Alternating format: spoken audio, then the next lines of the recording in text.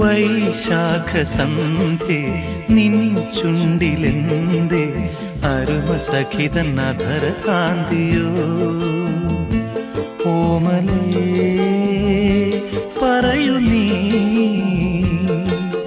വിണ്ണിൽ നിന്നും പാറി വന്ന ലാവണ്യമേ വൈശാഖസന്ധ്യേ നിൻ ചുണ്ടിലെന്തേ അരുമസഖിതൻ അധര കാന്തിയോ ഓമലേ പറയൂ നീ